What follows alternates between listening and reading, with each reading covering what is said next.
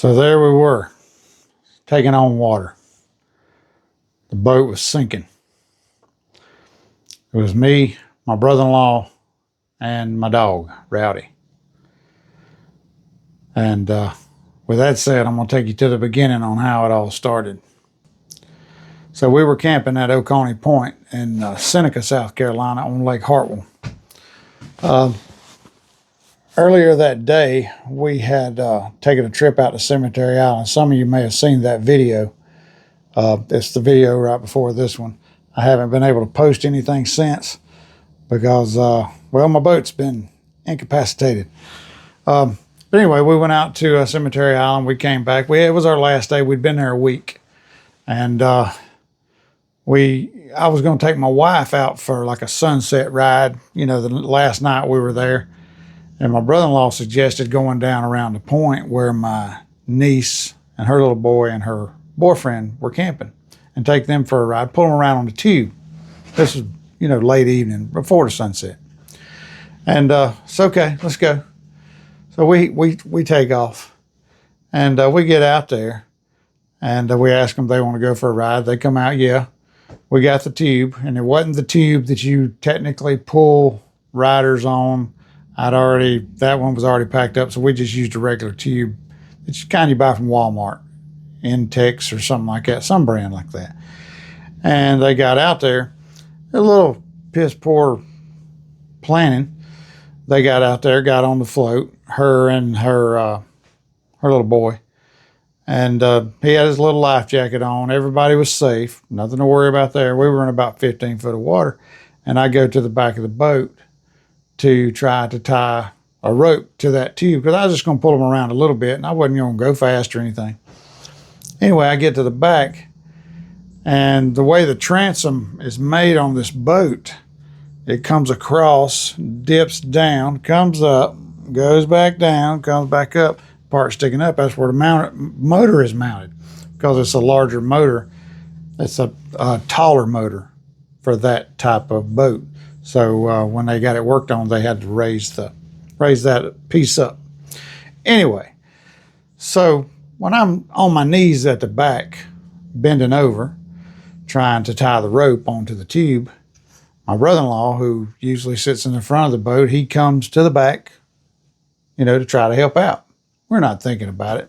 Water starts splashing up in the back. We're not looking at that because we're looking at the tube to try to tie them on. And then Rowdy decides he's coming to join us. I'm not saying Rowdy was at fault by no means. It was our error that sunk the boat. But anyway, didn't really sink the boat, but we'll get to that. So when I'm back there on my knees, I'm bent down over the side of the boat trying to tie the tube on. Instead of doing it from the side, I did it from the back. Bad idea. Especially when my brother-in-law, he decided he was going to come back there and help. And when he came back there, the way the boat's cut out, the water was coming in right there, and we didn't see it because we were looking over at the tube. And then the dog comes back. Rowdy comes back, and then my niece tells me, Uncle Tommy, you got water coming in the boat. And by this time, I turn and go to the front of the boat. And I turn back and look, and it's too late. It's taking on water so fast, ain't nothing we can do. And the boat goes straight up in the air. Straight up in the air. And throws us out. Throws me, the dog, brother-in-law. We're all out in the water. Everything in the boat's out in the water. Luckily, we didn't lose any more than we did because we didn't take a lot of the stuff out that we usually would have had on a boat. No fishing rods, no tackle, thank God. And we did lose some stuff. But anyway, the boat stands straight up. The dog has never been in water before in his life, so he's freaking out. He's about to take me down. I'm holding on to the float that my niece is on, trying to push her towards land. We're probably in maybe 13, 14, 15 foot of water. And Jerron has got a hold of the rope of the boat. And for some reason, the boat stood straight up and stayed. Now, that boat has bench seats in it. It's an old aluminum boat. It has styrofoam inside the bench seats. That's a blessing. Many times I've thought about cutting that styrofoam out and making storage up under those seats. I'm glad now that I never did. Anyway, my brother-in-law's holding on to the rope. He's working his way towards land. I'm still trying to catch my breath because I was blown away by what had happened.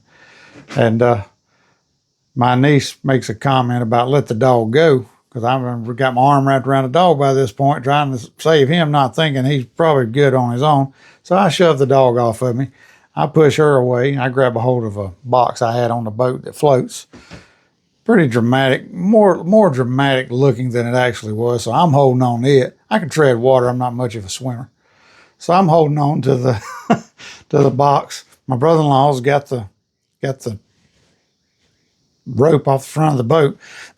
He's holding it, trying to back towards land, and the boat's standing up like this.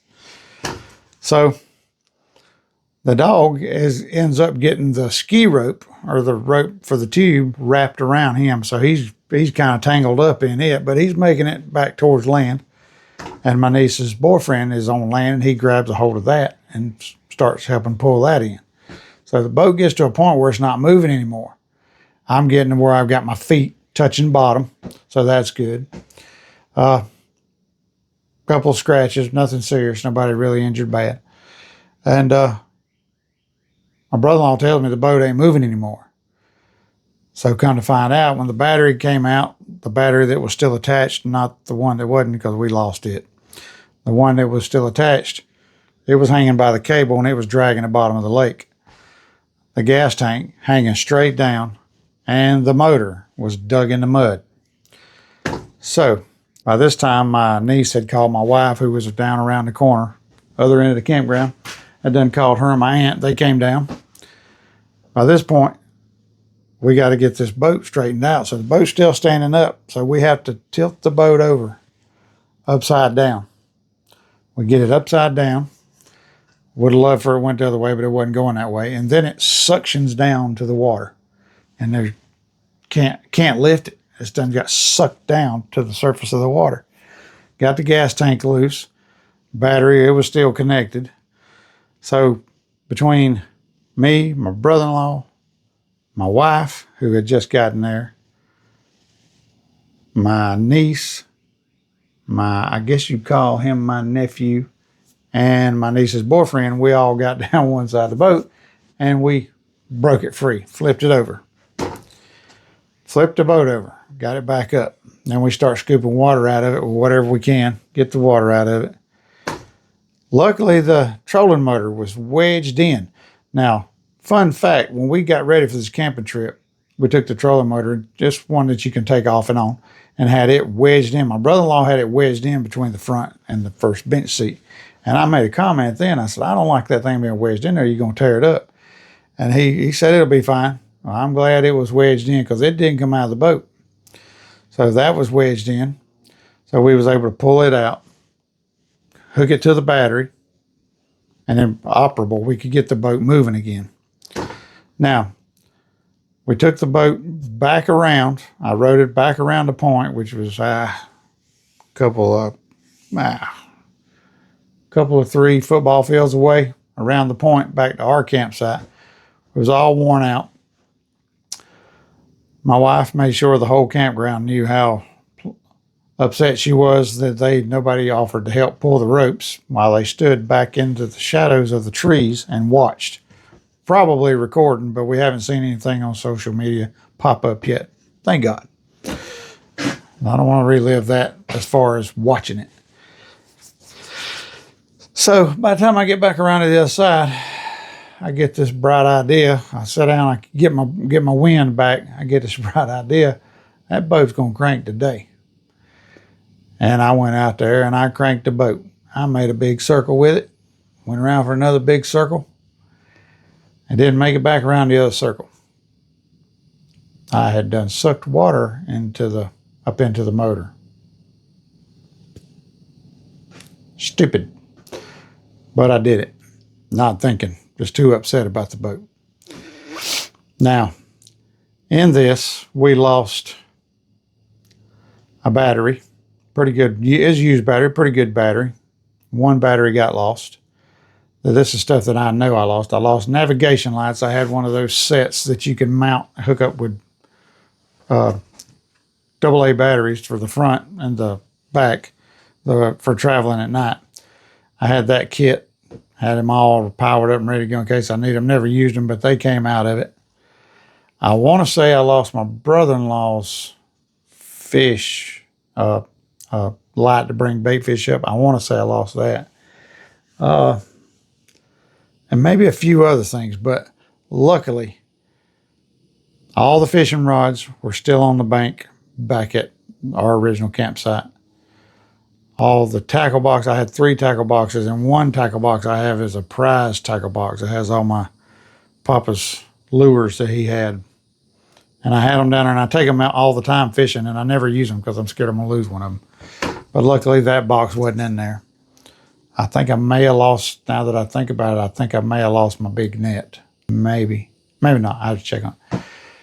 Anyway, got the boat back. Prized possessions. Lost a few things that we can always replace. Took it to my old man's house. He's a shade tree mechanic. He can fix any damn thing. I mean, anything. And got him on the job, and he's got the boat running again, and he's got all the water out of it. Now he's in the process of flushing out all the lower foot, what do you call that? Down where the prop is, the gear oil, draining all that out and replacing it. And hopefully we'll have that thing back up and going. It's the boat you've seen in my previous videos if you've watched them. But anyway, that's the story of how we semi-sank the boat. And luckily we was able to save it. I know my Papa, if he was looking down, did not like seeing what he was seeing, but he'll be glad we got it back. And to my Aunt Pat, I've apologized to you about 10 times. I apologize to you again for you having to see that. But everything's fine. Got the boat back. We are hopefully going to be making some more videos. But while I got you on here, I can't afford to go fishing every weekend. And it's getting hot. So I got to find some other content to put on these videos. May do some woodworking. May do some storytelling. That was a pretty good story. I got a pretty good ghost story to tell you. I guess it's a ghost story. That may be my next one. But with that said, that's the story of how we sank the boat or semi-sank the boat. We got the boat back, thank God, and got most of our materials back that was with the boat. And I think the motor's going to be all right, even though it was at the bottom of Lake Hartwell for a good 10 minutes. So that's it. Thank you for your time.